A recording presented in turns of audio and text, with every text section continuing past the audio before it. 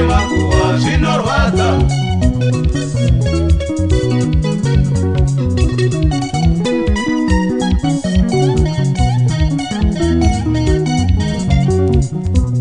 Kana usandine ndiudzewo mudiwa, zvekunzwa nemakuwa zvinorwadza. Kana usandine ndiudzewo mudiwa, zvekunzwa nemakuwa zvinorwadza. Vamwe vanouya zvanzi wakaramba, vamwe vanondudza zvanzi hauchadiwa. Vamwe vanouya zvanzi wakaramba, vamwe vanondudza zvanzi hauchadiwa. Kana usandine nditaurire mudiwa, zvekunzwa nemakuwa zvinorwadza. Kana usandine ndiudzewo mudiwa, zvekunzwa nemakuwa zvinopowa.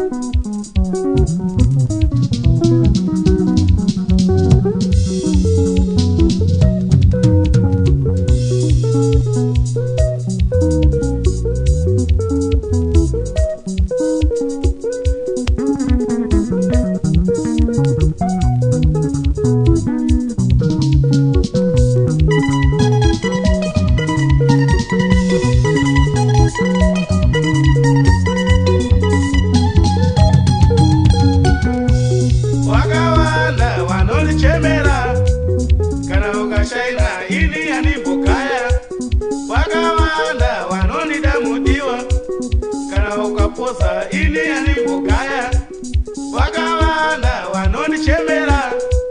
Kana ukaposa ini yanibugaya.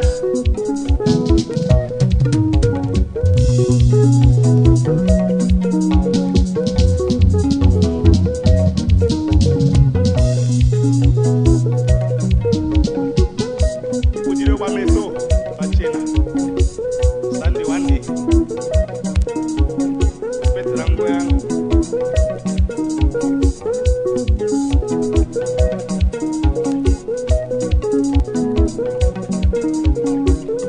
Iwe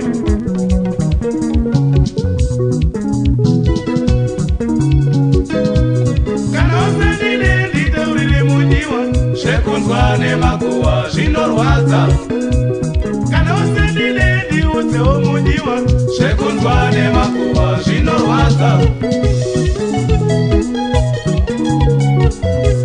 Vamwe vanouya zvanzi wakarambwa, vamwe vanondudza zvanzi hauchadiwa. Vamwe vanouya zvanzi wakarambwa, vamwe vanondudza zvanzi hauchadiwa. Kana usandine ndiudzewo mudiwa, zvekunzwa nemakuwa zvinopowa.